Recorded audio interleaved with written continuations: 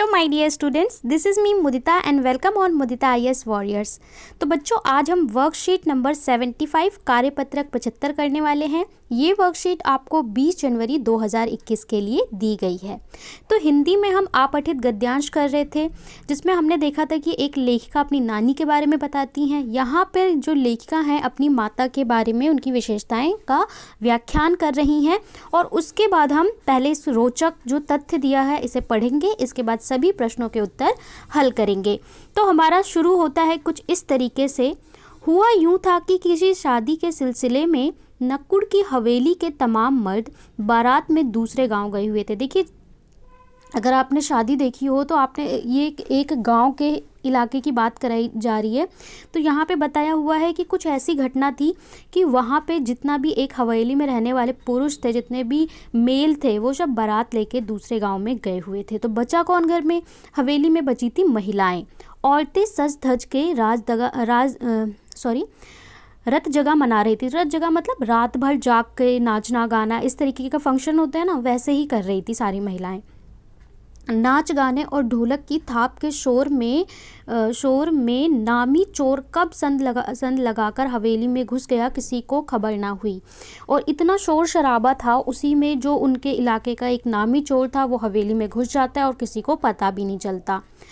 चोर था या बदकिस्मत, जिस कमरे में घुसा उसमें माजी सोई हुई थी। कहती हैं जो लेखिका हैं, ये बता रही हैं कि चोर जिस कमरे में घुसता है, ठीक है, चोर ने देखा कि यहाँ पे कोई मेल तो है नहीं, सब लोग गए हैं बारात, महिलाएं हैं वो भी सब व्यस्त हैं गाने बजाने में, तो चोर घुस जाता है हवेली में। और लेखिका कहती है चोर था बदकिस्मत। क्यों? चोर उस कमरे में घुस जाता है जिस कमरे में माजी सोई हुई थी।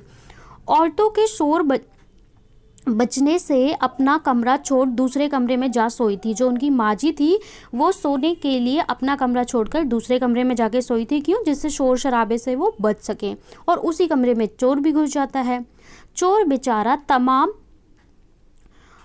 तमाम जुगरफिया दिमाग बिठाकर उतरा था। उसे क्या पता था कि इतनी बड़ी बूढ़ी पुरखिन जगह बदल देगी।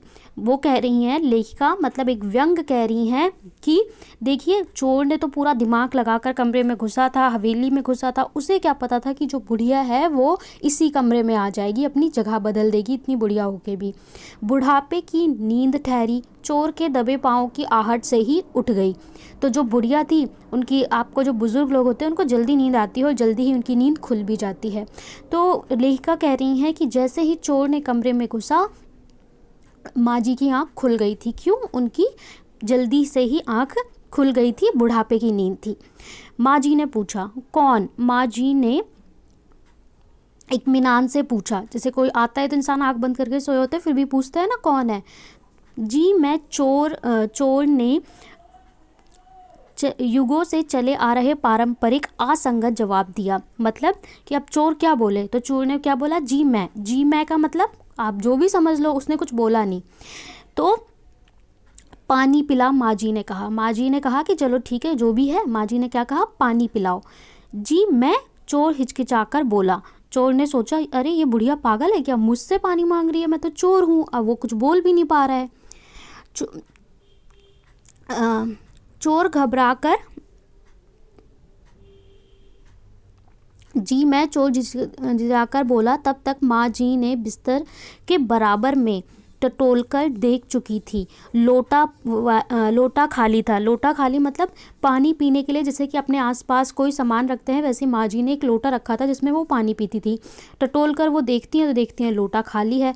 तो बोलती हैं, उन्होंने कहा यह लोटा ले और कुएं से पानी छान कर ला। ये देख कपड़ा कसकर बांध रखियो, तरीके से छानियो। तो बुढ़िया क्या बोलती है, जो उनकी माजी होती है, वो कहती हैं कि ये लो लोटा, इसमें पानी भर के लाना, पानी को सही से छानना और कपड़े को सही से लगाए रखना।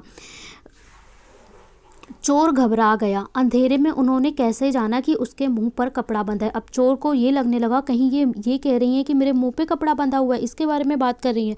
तो चोर को घबराहट हो गई और वो ये सोचने लगा कि माँ जी को कैसे पता चला कि मेरे मुंह पे कपड़ा बंधा हुआ है। और कमर में भांग, और कमर में मैंने भांग बांध रखी है, भांग छानने को क्या कह रही हैं।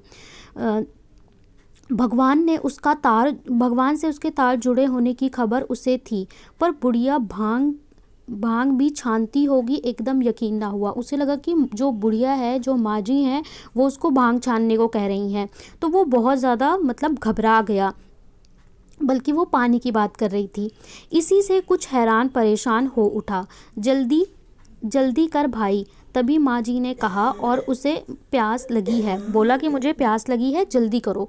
और माँ जी किसकी बात कर रही थी? वो कर रही थी पानी लाने की, लोटे में कुएं से छान के। और वो सोचता है कि ये बात कर रही हैं उसके मुंह पे जो कपड़ा बंधा हुआ है उसकी। इसी से चोर क्या हुआ? नर्वस हो गया, घबरा गया।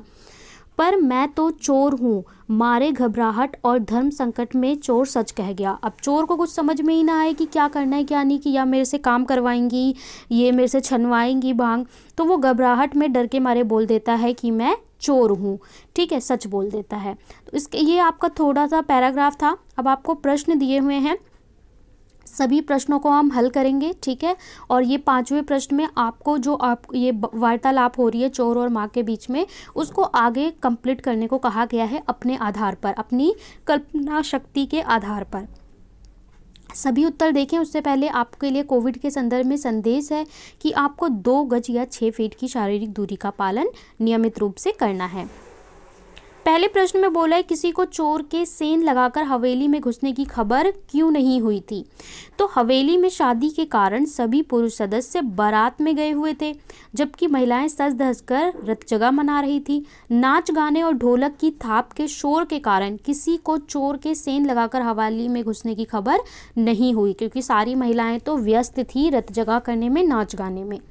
दूसरा प्रश्न है, लेखिका ने चोर को बदकिस्मत क्यों कहा? लेखिका ने चोर को बदकिस्मत इसलिए कहा क्योंकि चोर उसी कमरे में घुसा जिसमें माँ जी सोई हुई थी। ठीक है, वो उसी कमरे में घुस जाता है जिसमें माँ जी सोई हुई थी, और माँ जी की आंख खुलने पर पकड़ा भी गया। तो ये आपका आंसर है, स्क्रीनशॉट ले सकते हैं, या फिर आप टेलीग्राम से भी कर सकते हैं। डिस्क्रिप्शन में आपको लिंक मिल जाएगा टेलीग्राम के चैनल का हमारे। इस गद्यांश और पाठ के आधार पर लेखिका की माँ के व्यक्तित्व की क्या क्या विशेषताएं उभरकर सामने आती हैं, लिखिए। इस गद्यांश और पाठ के आधार पर लेखिका की माँ के व्यक्तित्व की निम्नलिखित विशेषताएं उभरकर सामने आती हैं। वे बहुत ही हिम्मत वाली थी। ठीक है, क्योंकि चोर आया, अगर उन्हें आहट भी थी फिर भी उन्हें रिएक्ट नहीं किया। ठीक है, वे हमेशा सच बोलती थी, इसलिए घर के सभी लोग उनका सम्मान करते थे। सच बोलने से वो डरती नहीं थी। वे कभी भी इधर उधर की बात नहीं करती थी, इसलिए घर के बाहर के लोग भी उन पर पूरा भरोसा करते थे। तो ये आपका उत्तर नंबर 3 हो गया। चोर क्यों घबरा गया? चोर को लगा कि उसे पहचान लिया गया है तथा पकड़े जाने के कारण वे घबरा गया। उसे लगा कि मुझ पर अटैक हो, इससे पहले मैं खुद सच बोल दूं, तो वो घबराहट के मारे सच बोल देता है। आगे प्रश्न में बोला है, लेखिका ने माजी और चोर के बीच के संवाद को बहुत रोचक रूप में रखा। आप भी इस बातचीत को आगे बढ़ाते हुए रोचक संवाद लिखिए कि आगे क्या हुआ होगा। तो कह रहे हैं कि जो ये संवाद चल रहा है, वार्तालाप चल रही है, इसको आगे आप अपने शब्दों में लिखिए। तो मैंने ये देखिए कलरफुल तरीके से लिखा है। ठीक है, माँ को ग्रीन से, चोर को ऑरेंज से, जिससे आप भी ऐसे लिख सकते हैं इंटरेस्टिंग बनाने के लिए। माँ, चोर वह भी मेरे कमरे में, जो जहाँ पे ये वार्तालाप खत्म हुआ उसी को आपको आगे लिखना है अपने हिसाब से। तो माँ जी बोलती हैं, चोर वह भी मेरे कमरे में, उसने बोला ना मैं चोर हूँ। चोर, जी गलती हो गई। ठीक है, अब चोर क्या जवाब देगा? जी गलती हो गई, पकड़े जाने पे तो ऐसे ही बोलते हैं। तो माँ, तुझे तो चोरी करनी भी नहीं आती, शर्म आनी चाहिए, नवयुवक होकर और चोरी जैसा काम। जैसे कि बड़े बुजुर्ग बोलते हैं कि जवान होकर चोरी कर रहा है। चोर शर्म से आंखें नीचे करके चोर कहता है, जी माँ जी आज पहली बार था। जैसे कि सब चोर कहते हैं कि हाँ आज पहली बार था। माँ, और आखिरी बार भी, और पिटेगा भी, ला डंडा दे मुझे। चोर, जी माँ जी कान पकड़ता हूँ, आज छोड़ दो बस, आज के बाद धंधा बंद। आज के बाद मतलब नहीं करूँगा। माँ, ठीक है आज जाने दे रही हूँ, पर जाते जाते मेरा पानी का लोटा भर के जाइयो। मतलब कि ठीक है मैंने तुझे छोड़ दिया, लेकिन जाते जाते मेरा पानी का लोटा भर के जाइयो। तो ये इंटरेस्टिंग सा था, आप इसी तरीके से अपने मन से भी लिख सकते हैं। आपको चैनल को लाइक करना है, सब्सक्राइब करना है और ज़्यादा से ज़्यादा वीडियो को शेयर करना है। आपके लिए सारी वीडियो ऑन टाइम मिलती रहेंगी इसी तरह।